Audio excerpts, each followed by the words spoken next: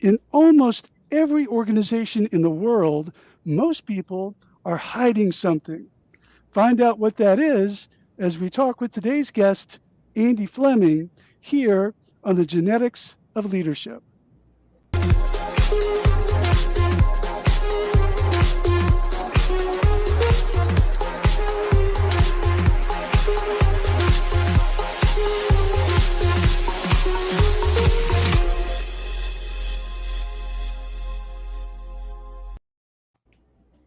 Welcome to the Genetics of Leadership. We are Douglas and Lisa Marie Hatcher, co-founders of Communicate for Impact. And our job is to help you create better content faster so that you can maximize your two greatest assets, your time and your story. And joining us is our co-host, Dan Edds. Dan helps organizations build high-impact cultures that deliver greater employee engagement and create new customer value. Today, we're delighted to welcome Andy Fleming, CEO and founding principal at the Development Edge, home of the Deliberately Developmental Organization, and co-author of an outstanding book, An Everyone Culture. Andy, I was first introduced to your book, An Everyone Culture, through a Harvard Business School professor by the name of Barbara Kellerman. I was doing some research for my own book, and I had seen this phenomenon several times of organizations intentionally developing the whole person, basically creating better human beings, along with also creating better doctors and nurses and dentists, et cetera. And frankly, I was completely unqualified to see what I was observing. There was nothing in my MBA school that suggested that this was even possible for an organization. So Andy, it's a thrill to have you join us. Welcome, and couldn't be more delighted to have you with us today. Well, thanks, Dan. It's great to be with you, and I'm going to join you in the unqualified ranks. Not only in one or two areas, but probably in most domains in my life. So I'm right there with you, Dan. Great, thank you. Andy, it really is great to have you. And as you know, Lisa Marie and I are both in the business of helping people leverage storytelling to drive their business. And I mention this because you have a really interesting story when it comes to your journey into developmental work. I was wondering if you could start us off by sharing that with our audience. Okay. Well, thanks, Douglas. And great to be with you all and to be in conversation on this work that is meaningful to me and I know is meaningful to you as well. So I guess a place to start is by saying that I happen to be a bit of a fast tracker, and almost by accident, I sort of stepped onto the fast track. I wound up going to Yale. Several years later, wound up going to Harvard Business School. Found myself working at Procter & Gamble in their brand management track, in their packaged soap division, Tide, Bold, Cheer, big brands. And my experience of work there actually led me to step off the fast track and, in a way, step into a kind of existential crisis about, what was I doing with my life? And what was I going to do going forward, which was even more challenging for me at the time. And so over the next 3 years or so, I did a lot of reflection, a lot of sort of thinking about what I was up to, where I wanted to go. I had some help from some mentors.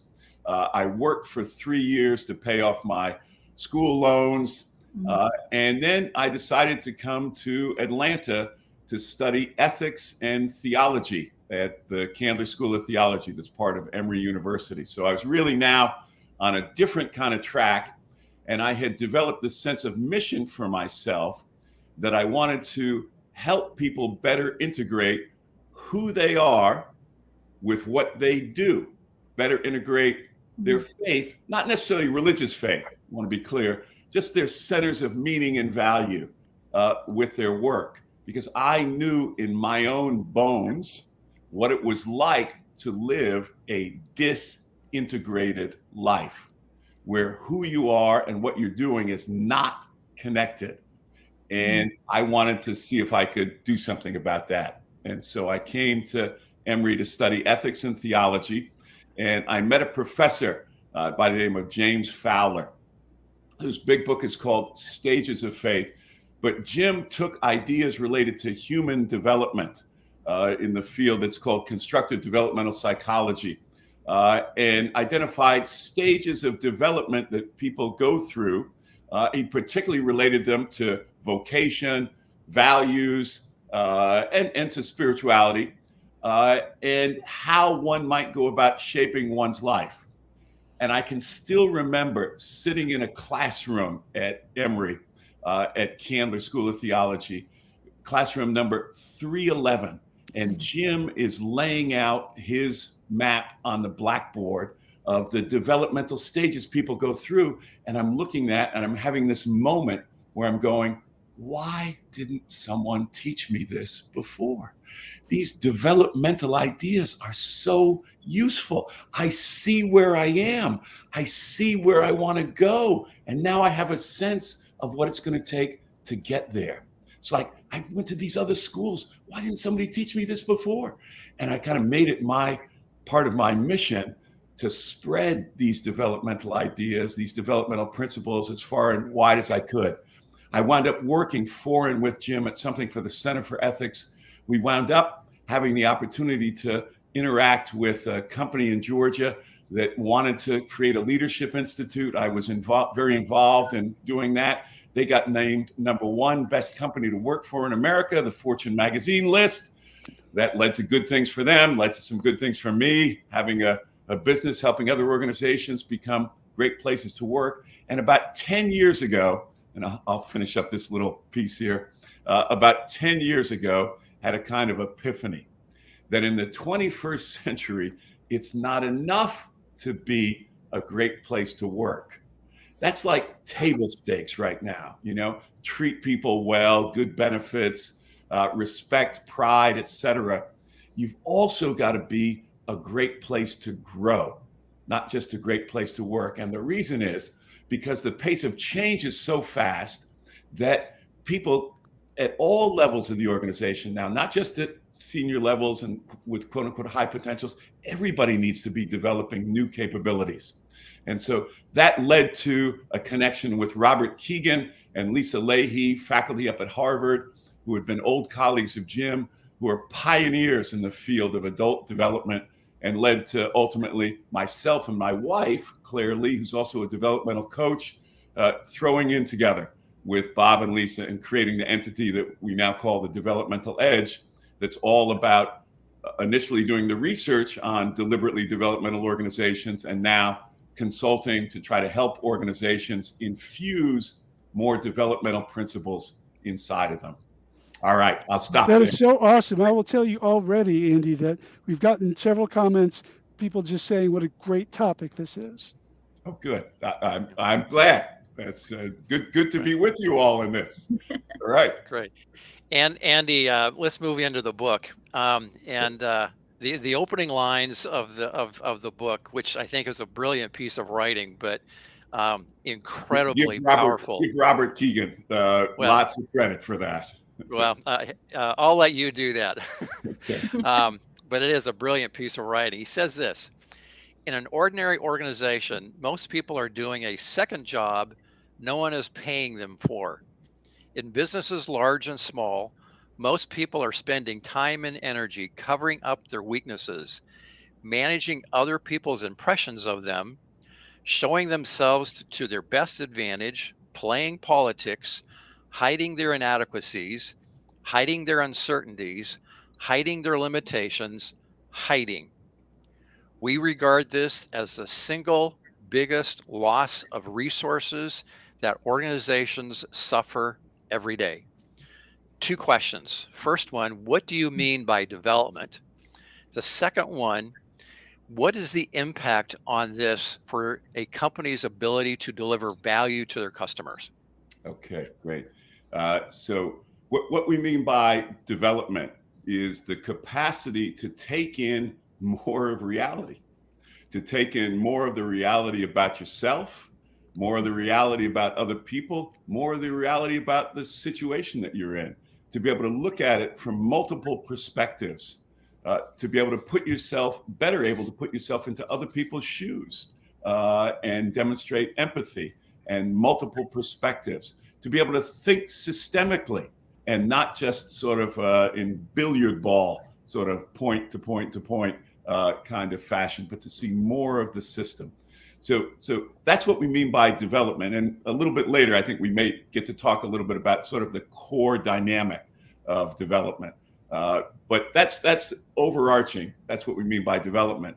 And what it means that people are engaged and mostly inside of cultures where hiding is encouraged, where hiding people sort of get from the surround that they're in, that's the best strategy. Don't let people see my weaknesses. Don't let them see that I might be struggling with something. Never ask for help. Always look like I've got it all together. Okay, and I can relate to having had that orientation and still at times falling into it. But what does that mean for the firm and its ability to deliver value to customers? It means that people aren't doing their best work because they're spending time and energy in this other activity. And they're not becoming their best selves either. They're not bringing their full measure of creativity and commitment to something that's bigger than themselves, and also to becoming the best and biggest possible version of themselves.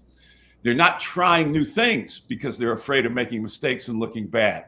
They're not taking calculated risks. They're playing it safe. They're not innovating.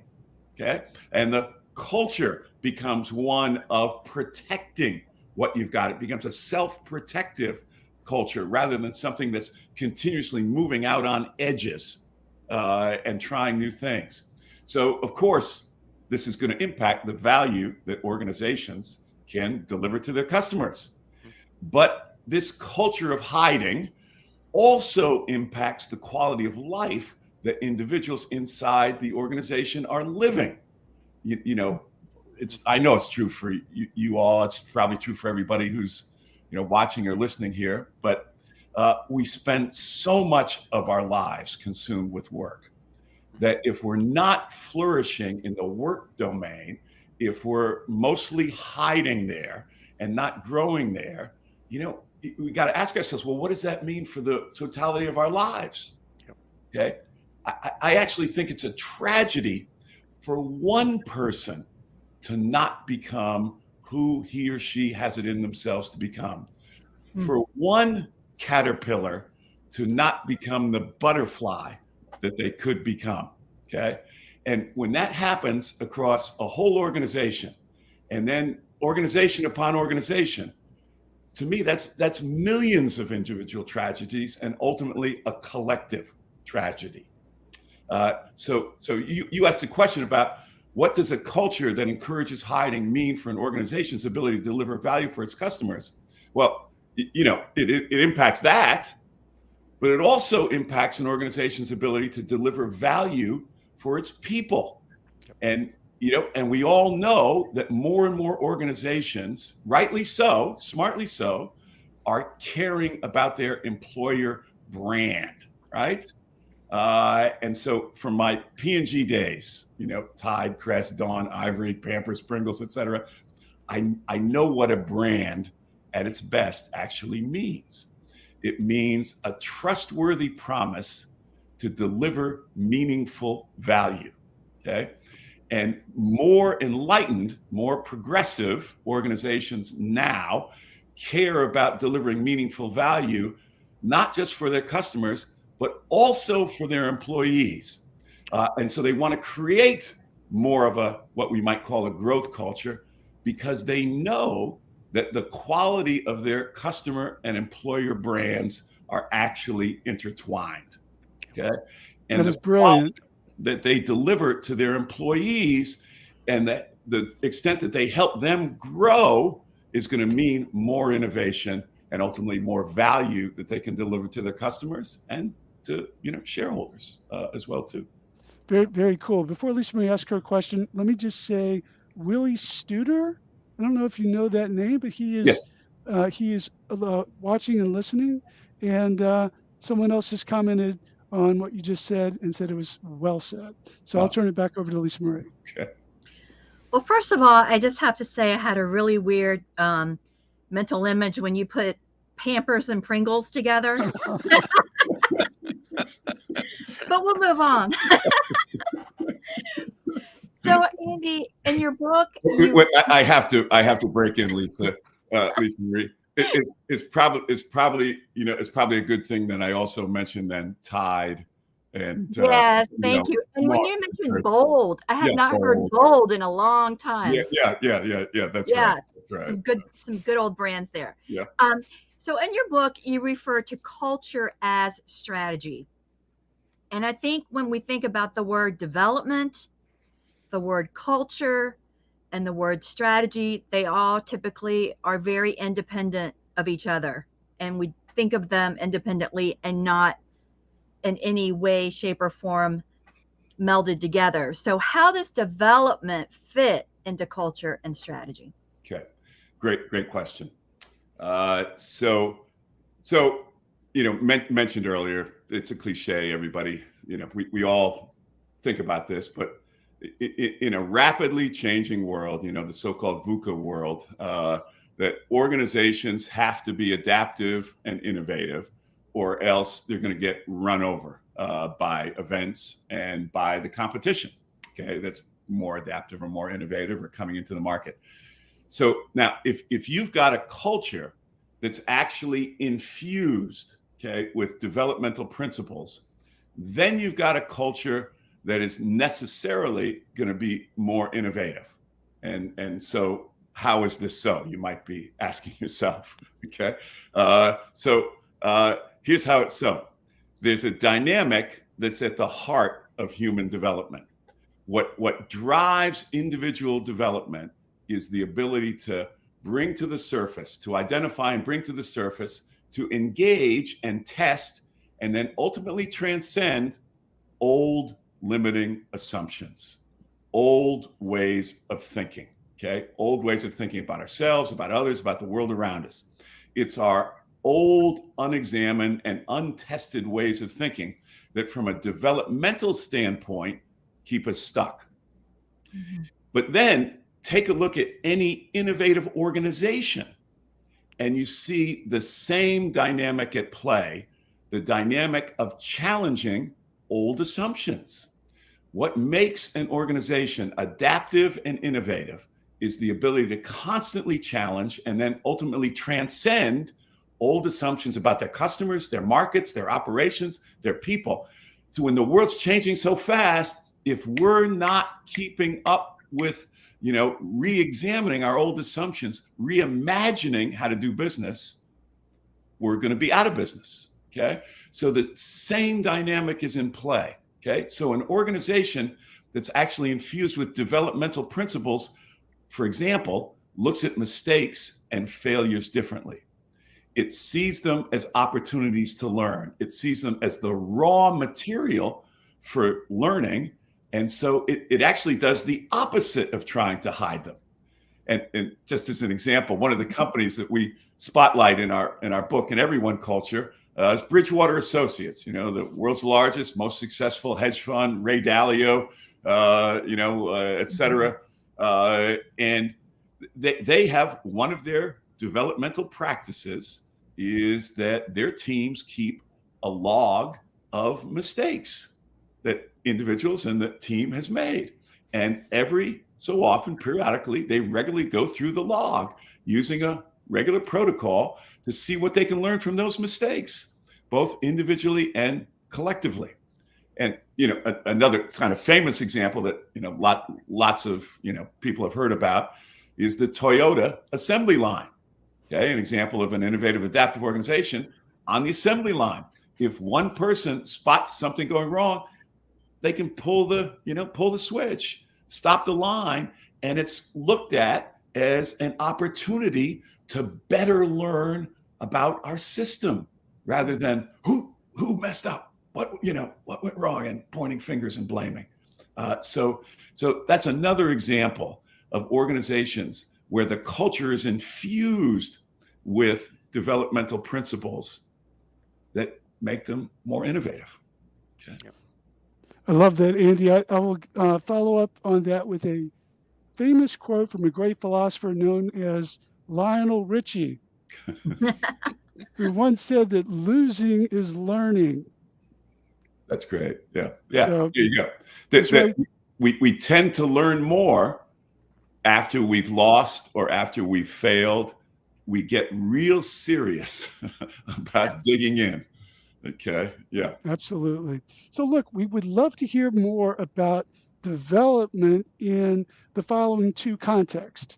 First, in the context of something that you refer to as developmental intelligence, and then second, in the context of a process called developmental sprints. Okay. Yeah. Happy to talk about both of those. We actually coined the term developmental intelligence. So as opposed to emotional intelligence, which of course is a great thing, and may we all have more and more emotional intelligence.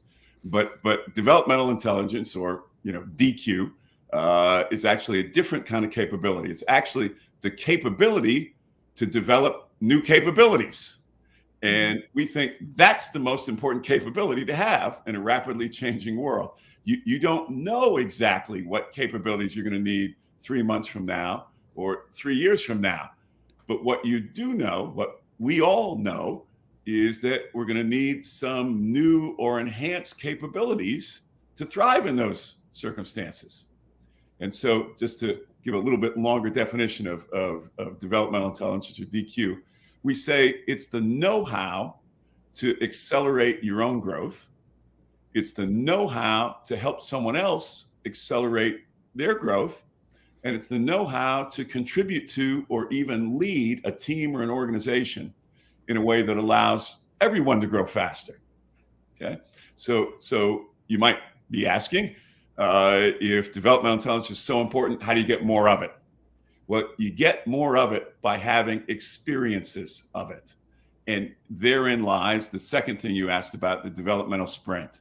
And just I'll give just a very brief sort of nutshell picture of it. It's a 4-week process we developed to give participants, and it can be participants in any one cohort from 20 to 200, but to give participants a real tangible experience of applied developmental intelligence. So it's really an answer to a problem that we discovered after we wrote our book. And the problem is how can people inside organizations architect and build a developmental organization, a developmental house, if you will, if they've never lived in one? Okay. And so the sprint is a bounded 4-week process to give people that experience of being part of a developmental community, and to kickstart or further catalyze the ability of the leaders, people participating and anyone participating in the sprint, to create more of a developmental environment, to infuse more developmental principles and DQ into their organizations.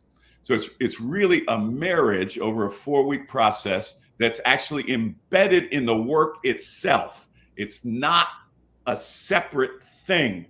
Okay, it happens in the context of work. And so, a lot of organizations now operate deliberately with Agile principles and run some form of sprints for product development or project management. And what we've done is take Agile principles and combine them with the science of human development and lay it out in a series of very short and fast-paced workshops, peer coaching meetings, reflection experiments, etc., and integrate that with everyday work, so people are working on stuff that are meaningful to them now. They're not doing a case study of someone else's problem or someone else's development. They're working on themselves and their own challenges.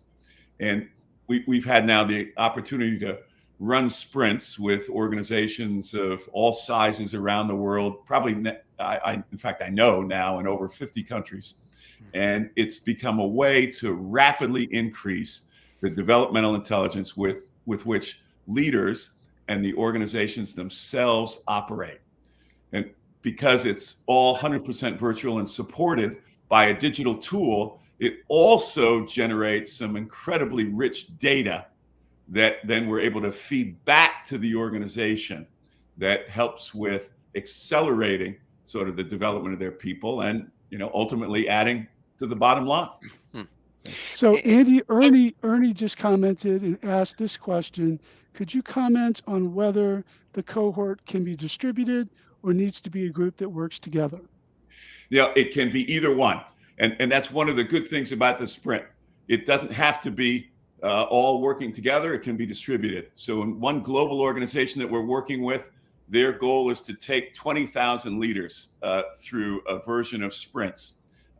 And it's a distributed group where the people in the peer coaching groups are from all over the world. And an interesting thing, what they're finding, and we're finding along with them as we do this more and more globally, is that having peer coaching groups where people are not only in different parts of the business, they're in different parts of the world, have different, growing up experiences. That's like an automatic way to challenge your old assumptions, because people with different life experiences automatically look at things differently. And so the development becomes really rich in those circumstances. And we also have, intact teams going through sprints as well. And that has its own advantages too. So both are possible. Excellent. We're going to have some information at the very end of this broadcast about the developmental sprints, but I did want to just go ahead and say now that there is a public open enrollment developmental sprint launching on Tuesday, July 26th. So that's in 4 days. And then there's another one launching on September 13th. So if you're interested, I'm going to have a QR code at the end of this broadcast that you can scan to go straight to Andy's website, or you can go to the developmentaledge.com and go to the section on developmental sprints. Andy, you mentioned the word agile, that you're using agile principles. Yeah. Those of us who are involved with software development, project management, product development, that's a fairly common word for us to use. Yeah. Could you give us an example of how agile is being used in development? Yeah, it's great. So if you think about traditional leadership development workshops, they might start with a framework of 4, 5, 6, 7 capabilities or competencies that we want to teach you as a leader and we think would be good to learn. And so you go through and you try to learn all these 6 or 7 different things, and then you have to think about, okay, well, what would I do to transfer some of this into my day-to-day activities and so forth? That's not the approach we take. And doesn't work either. And we actually a dirty little secret, it's not becoming not so secret, is we know that approach is bankrupt. Okay, we know that approach actually doesn't really move the needle for folks. Okay, for lots of reasons we won't get into, but it's not the way to go. An Agile approach says, and this is what we do with folks, is to say, so what's one thing right now that you need to get better at that would actually be important for you given your current context at work and maybe even in your life? And we invite people to also get feedback from 3 to 5 others. So the old picture that you have to do an anonymous, sort of survey, 360 survey and so forth, we say, those have their place, but you could go up to someone, people who know you well, and say, look, I'm about to go into a developmental experience. Please tell me honestly, what's one thing that you think would be good for me to get better at now? You could take that feedback. And by the way, when you do that, it brings them onto your developmental team. Okay, they're going to be invested now in your development. You take that feedback, you pick out one thing. Okay, and we have a process that was developed by our Harvard colleagues, Kegan and Lahey, called the immunity to change process. And so you dig in on that one thing, you see what are the old assumptions, what are the old beliefs that are holding you back, the old patterns of beliefs and behaviors that are holding you back. and you start doing small experiments in your actual workplace to test those old assumptions tomorrow. Okay. So Agile is all about identifying assumptions and then testing them. So we're helping people instantly identify the assumptions related to one thing they need to get better at now. It's relevant for them now. And then apply tests to that in their regular work context. So it's not an extra activity that they have to do. It's actually going to help them in their regular work context today. Okay. So, Andy, you may be answering my next question, so I'll ask it now. I know that online right now we have hospital executives, frontline managers, consultants, most of whom are probably saying, I already have an impossible set of expectations Right. that I can't meet. Now you're telling me that I have to do some kind of coaching with my staff. I'm somehow have to be responsible for their development. I have to bring them into another idea, culture that's going to transform all of us. I didn't go to school to be a psychologist. So talk to those of us in that group. Okay. If I can do this quickly, this might be a good time to mention the overarching framework that's in our book, In Everyone Culture. The framework says that organizations and teams and units that are more developmental, that are better incubators for people's development, have high levels of what we call edge, home, and groove. Okay, and you can think of Venn diagram, 3 circles: edge, home, and groove. And edge is just the challenge side of development. So to that manager in your healthcare organization, Dan, I know you help many healthcare organizations and many other kinds of organizations. I would say, look, you don't have to be a psychologist or a counselor, but what you do need to do is make sure that you're creating opportunities to stretch people. Make sure that you've got everybody on a kind of developmental edge. Okay. And then second, the home. So that's the edge side. The home side is make sure that people experience a kind of support. Make sure that there's psychological safety, that they can share with you what they're struggling with. They can share with each other what they're struggling with. That there's appreciation for them and their contributions. Okay, that's the home side. There's other elements we can talk about, but that's the home side. And then the groove side, okay, is just make sure that, and you don't have to have a ton of them to begin with, but just make sure they're regular practices that actually support higher levels of edge and home. Okay, so that are baked into the organization, grooved into the organization. And I'll give you a quick story on this. And it's actually from an organization that we didn't sort of include in our book, but I had the privilege to get to spend a little bit of time with someone who was in the Blue Angels, the acrobatic flying group that's part of I think a joint venture of the Navy and the Marines, and does this incredible flying all over the world. In the mid 80s, they had an accident that took place over Niagara Falls. You can Google it, you can look it up and see about it. Tragic accident. And it led them to do a real rethink of their whole approach to how they manage, this squadron of 6 folks who do these demonstrations all over the country and all over the world. And one of the things that they wound up doing was creating a protocol. We would call it a groove, that they do after every time the 6 pilots go up and fly. They get around a round table. Okay, so this is just part of how they operate. This isn't anybody having to be a coach or a developmental psychologist. They get around a round table and they follow a protocol. And Dan, this is up your alley because you write about leadership as a system. So this is like a systemic element, okay, that they do. And it starts with the head pilot, or the boss pilot, they call him, answers the following question, or takes the following approach. He says, here's what I saw out there today. Here's what I think we did well. Here's what I think we didn't do so well. And here's what I think I contributed to the problems. And it goes around the table following that same protocol for everybody around the table. And that's what generates a different kind of conversation amongst the pilots.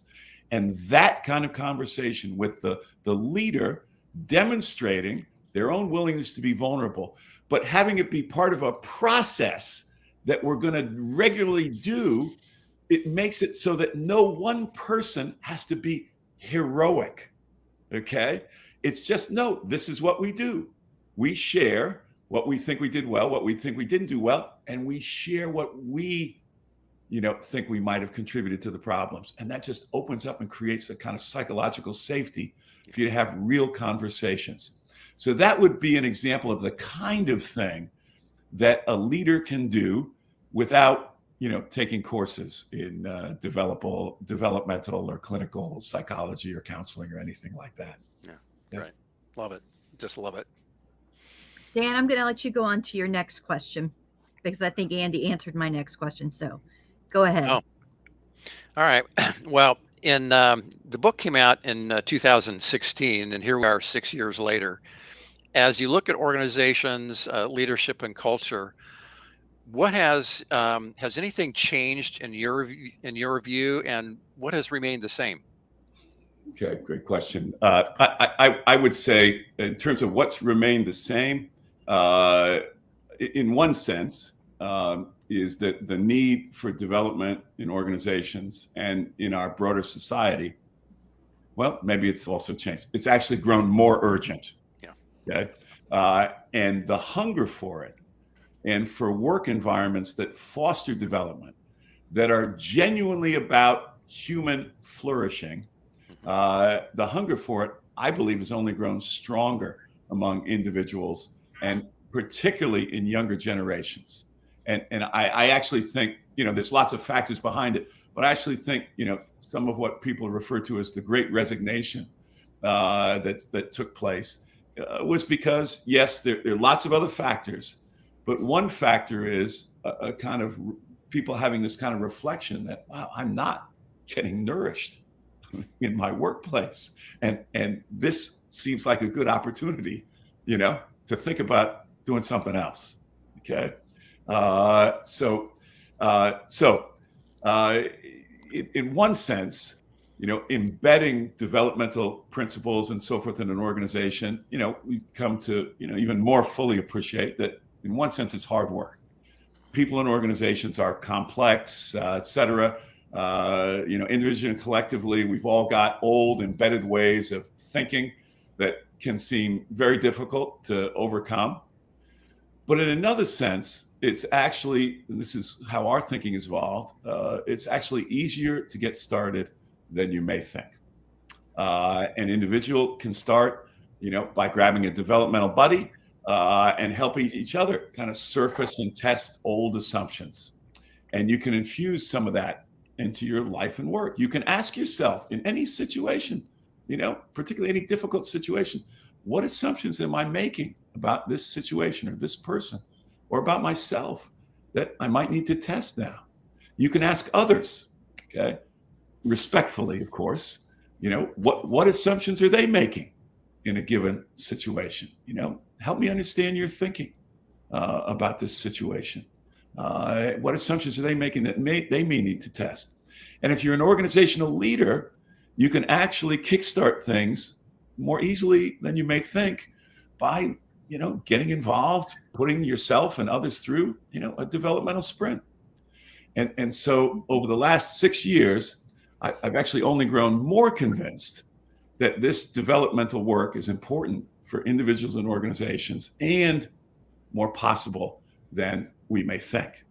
And this has gotten confirmed for me, I'd have to say, countless times when someone goes through a sprint and a kind of light bulb goes off for them individually, or when someone tells me that they've read our book and it's given them language for how they feel and language for describing the kind of environment that they want to work in, or a consultant tells me, that they've read our book or had some exposure to our work and decided that this is the kind of work that they want to do too. It's like, I want to be about helping people develop and grow, and about creating organizations that are actually functioning, not only as, delivering lots of value, but at the same time, and in some ways delivering values because they're also incubators for growing the people who are in those organizations. So that it's deep in my conviction that the developmental perspective that Jim Fowler introduced me to, many years ago, is still, very worth pursuing for organizations, institutions, and individuals, in every corner of the world. Great, thank you. Andy, thank you so much for joining us today and for reminding us that we need to be nourished to flourish. Love it. Hey, well done. That one. Good. Everyone, we did talk about the developmental sprints a little bit. Again, there's one coming up on July 26th as well as September 13th. There will be a QR code that you can scan at the end of this broadcast. We also have the links and the notes on LinkedIn and the description of this event. And if you'd like to reach out to Andy on LinkedIn, you can reach out at Andy Fleming or email him at afleming@developmentaledge.com. And until next time, stay well, everyone. Bye-bye. Bye-bye. Thank you so much, Andy. Thank you.